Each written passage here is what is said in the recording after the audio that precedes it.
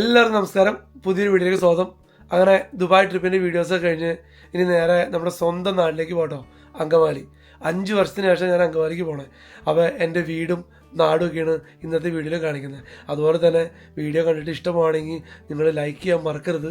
നിങ്ങൾ channel subscribe ചെയ്യാത്തവർ channel subscribe ചെയ്യണം. എന്നാൽ പിന്നെ നമുക്ക് ഒട്ടും സമയം കളയണ്ട, നേരിട്ട് അങ്കമാലിയുടെ വിശേഷങ്ങളിലേക്ക് പോകാം.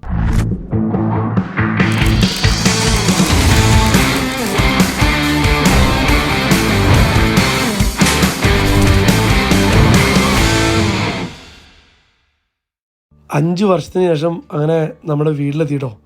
ഒത്തിരി സന്തോഷമുള്ള ദിവസമാണ്. ഇപ്പോൾ എല്ലാവരും വിചാരിക്കേണ്ടത് എന്തുകൊണ്ടാണ് ഈ 5 വർഷം ഡിലേ ചെയ്യുന്നല്ലേ. എന്തെങ്കിൽ അപ്പച്ചനും അമ്മച്ചിയും അനിയനും എല്ലാവരും ഓസ്ട്രേലിയയിൽ വന്നിട്ടുണ്ടായിരുന്നു. അതുപോലെ പെട്ടെന്ന് വരാൻ പറ്റുന്ന ദൂരമല്ലല്ലോ. പിന്നെ പിള്ളേരെ കൊണ്ടുള്ള വരവെന്നൊക്കെ പറഞ്ഞു കഴിഞ്ഞാൽ അത് കുറച്ച് ബുദ്ധിമുട്ടുള്ള പരിപാടിയാണ്. വീടൊക്കെ നീറ്റ് ആൻഡ് ക്ലീൻ ആട്ടോ. അപ്പച്ചനും അമ്മച്ചും പുറത്തുനിന്ന് ആളെയൊക്കെ നിർത്തി അടിച്ച് തുടച്ച് വൃത്തിയായിട്ടുണ്ട്. ഞാനും അനിയനും വീട്ടിലെങ്കിലും വീട്ടിൽ അപ്പച്ചനും അമ്മച്ചനും കൂട്ടെന്ന് പറഞ്ഞാൽ പൂച്ചയും പൂച്ചക്കുട്ടികളോട്ടോ. ഒത്തിരി പൂച്ചകളുണ്ട് വീട്ടിൽ. പിന്നെ പറമ്പൊക്കെ ആയാലും ഒരു വലിയൊരു പറമ്പ് സംഭവങ്ങളൊന്നുമില്ല കേട്ടോ. ഒരു ജാതിയും കുറച്ച് വാഴയും പിന്നെ അപ്പച്ചനും അമ്മച്ചിയും പിന്നെ അനിയനൊക്കെ കൂടി എന്തിനാ പച്ചക്കറിയൊക്കെ വെച്ച് നട്ടുപിടിപ്പിക്കും.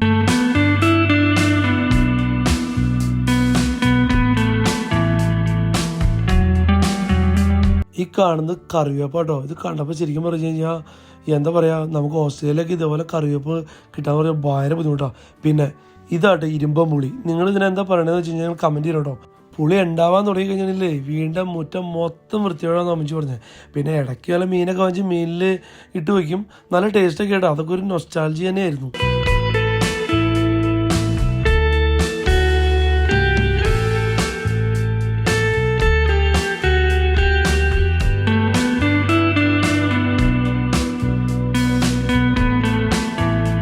പിന്നെ ഈതങ്കോടിൻ്റെ അപ്പോസിറ്റ് എന്ന് പറഞ്ഞാൽ വീട്ടിൽ വന്നതിന് ശേഷം ഭയങ്കര സന്തോഷമായിരുന്നു കേട്ടോ. അവർക്ക് ഓടിച്ചാടി കളിക്കാൻ മണ്ണോ കല്ല് എന്ത് വേണമെങ്കിലും വരാമല്ലോ. ഓസ്ട്രേലിയയിലൊക്കെ വെച്ച് നമുക്ക് ഇങ്ങനത്തെ സംഭവമൊന്നുമില്ലല്ലോ. അവർ വീടിൻ്റെ അകത്ത് തണുപ്പാണെങ്കിൽ പിന്നെ പുറത്തിറങ്ങേണ്ട ആവശ്യം പോലുമില്ല. ഇവിടെ വന്നിട്ട് ഓട്ടം ചാട്ടം. പിന്നെ അമ്മച്ചി കുറേ ചെടിയൊക്കെ നട്ടുപിടിക്കണം നട്ടുപിടിച്ചിട്ടുണ്ടായിരുന്നു. അതിൻ്റെ പൂ പറിച്ച് ഓടൽ, അമ്മ പിന്നാലെ പിള്ളേരുടെ ഓടൽ, മൊത്തത്തിൽ നല്ല ഓളമായിരുന്നു. എന്നാലും അയൽക്കാർക്ക് നല്ല കുളമായിരുന്നു. ആ ഈ അപ്പനും മക്കളൊക്കെ കൂടി ഒച്ചപ്പാണ്ടാക്കി കാരണം ആ ഏരിയ ഒന്നും ഉണർന്നുണ്ടാവും.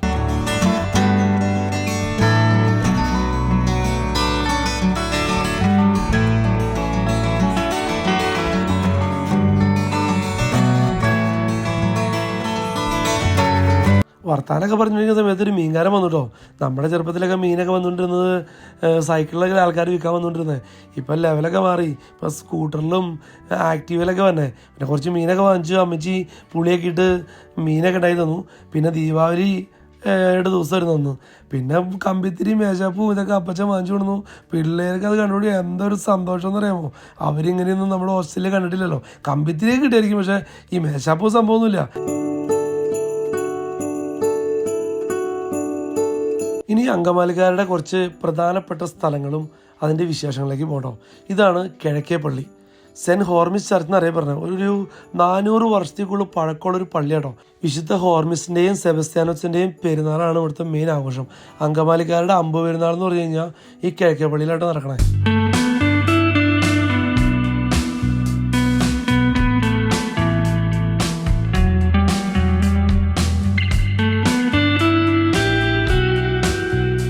ഇതാണ് അങ്കമാലി ടൗൺ കേട്ടോ.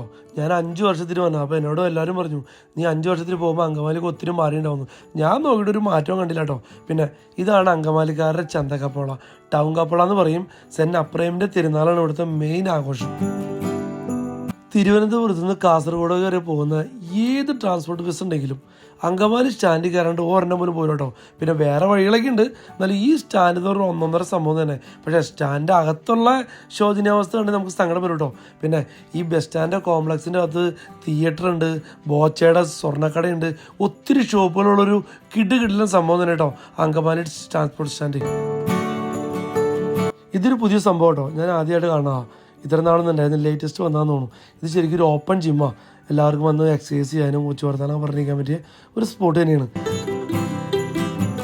ഇത് അന്തോണിസിനുകളുടെ കപ്പള കേട്ടോ. ഞാൻ നാട്ടിലുള്ള സമയത്ത് എല്ലാ ചൊവ്വാഴ്ചകളിലും നൊവേനയ്ക്കൊക്കെ വരും. ആ കപ്പളോട് ചേർന്നാണ് ഞാൻ പഠിച്ച സ്കൂൾ, സെൻറ്റ് ജോസഫ് ഹൈസ്കൂള്.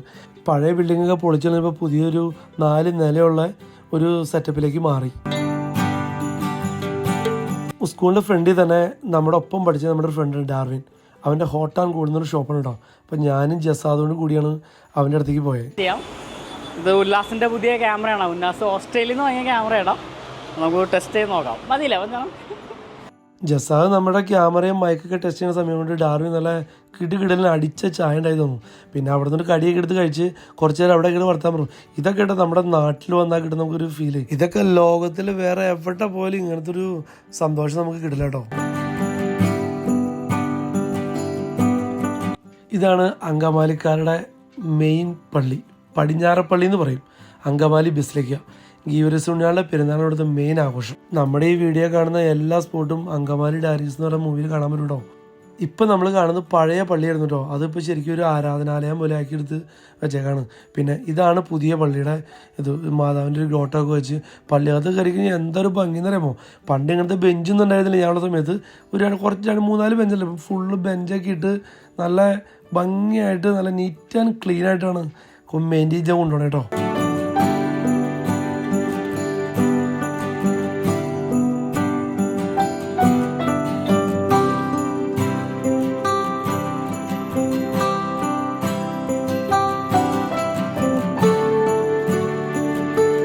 സെമിത്തേരിയൊക്കെ ഒത്തിരി ചേഞ്ച് ആയിപ്പോ കേട്ടോ.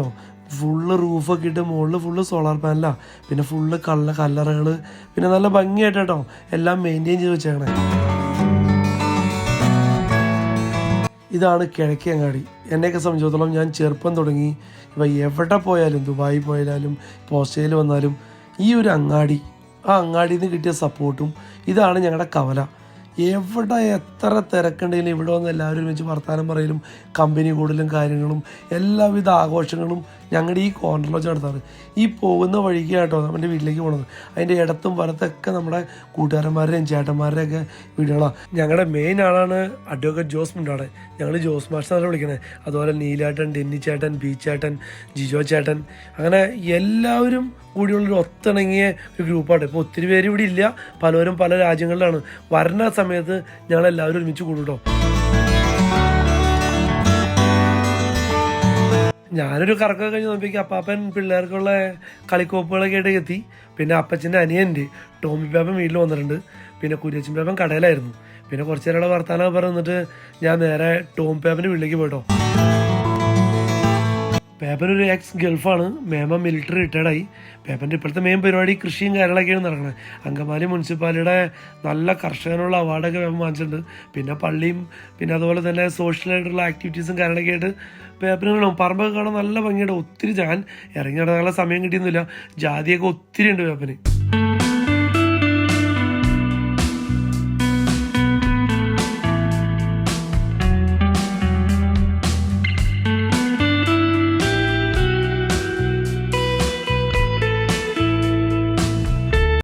നാട്ടിൽ വന്ന ചേഞ്ചസിൽ എനിക്ക് ഏറ്റവും കൂടുതൽ ഇഷ്ടപ്പെട്ടത് നമ്മുടെ ഓട്ടോറിക്ഷ കേട്ടോ.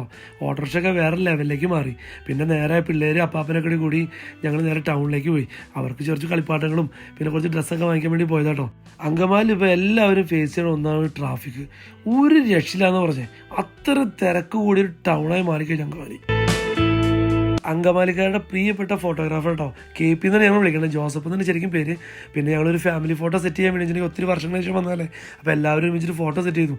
പിള്ളേരെ ഫോട്ടോ എടുക്കാൻ വേണ്ടി ജോസഫേട്ടൻ കുറച്ച് കഷ്ടപ്പെട്ടു, എന്നാലും നല്ല അടിപൊളി ഫോട്ടോസ് എടുത്തു തന്നു കേട്ടോ. അങ്ങനെ ഒരാഴ്ചത്തെ കറക്കം കഴിഞ്ഞ് ഇനി കാസർഗോഡേക്ക് പോകണം.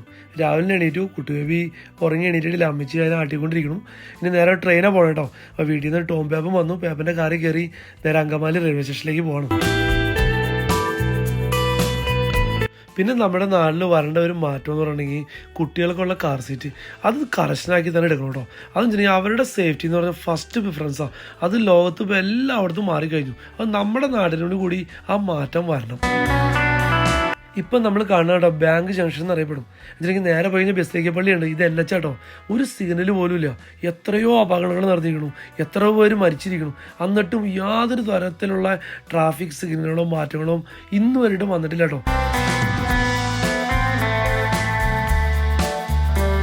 ഇതാണ് അങ്കമാലി റെയിൽവേ സ്റ്റേഷൻ.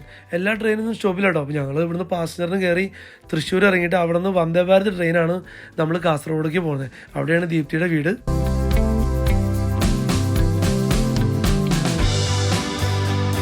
ഈതൻകുട്ടിനും അപ്പൂസൊക്കെ വളരെ ഹാപ്പി ആയിരുന്നു കേട്ടോ.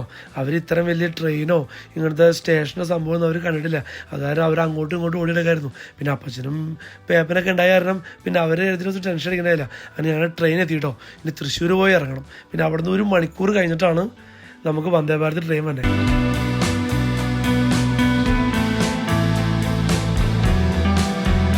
തൃശ്ശൂരെത്തി. ഇനി ഇതേ നമുക്ക് പോകാനുള്ള ട്രെയിൻ വന്നുകൊണ്ടിരിക്കുന്നുണ്ട്. നാട്ടിൽ ഈ ട്രെയിൻ വന്ന കാണുമ്പില്ലേ നമ്മൾ വേറെ ഏതൊരു രാജ്യത്ത് പോയൊരു ഫീലാട്ടോ. ട്രെയിനിൻ്റെ അകത്തും അങ്ങനത്തെ സെറ്റപ്പൊക്കെ തന്നെയാണ്. കേട്ടാ അപ്പൂജെ എങ്ങനെ ഉണ്ടായിരുന്നു അങ്കമാലി? സൂപ്പർ, അടിപൊളി അങ്കമാലി. അങ്കമാലി അടിപൊളിയാണോ? ഇഷ്ടപ്പെട്ടോ? ഓക്കെ. അങ്ങനെ ഇന്നത്തെ വീഡിയോ അവിടെ വെച്ച് വൈൻഡപ്പ് ചെയ്യാണ്. അപ്പോൾ എല്ലാവർക്കും വീഡിയോ ഒക്കെ ഇഷ്ടമായിരിക്കണം. അങ്കമാലിയുടെ വീഡിയോ അടിപൊളിയാണെന്നാണ് ഈതം കൊണ്ട് അപ്പൂസും പറഞ്ഞത്. അപ്പോൾ അടിപൊളിയാണെങ്കിൽ നിങ്ങളും വീഡിയോയ്ക്ക് ലൈക്ക് ചെയ്യാൻ മറക്കരുത് കേട്ടോ. അപ്പോൾ അടുത്ത വീഡിയോ നമ്മൾ നേരെ കാസർഗോഡേക്ക് പോവാണ്. അപ്പോൾ കാസർഗോഡ് വിശേഷങ്ങളായിട്ട് അടുത്ത വീഡിയോ കാണുന്നവരെ എല്ലാവർക്കും thank you so much. Bye bye. Bye bye.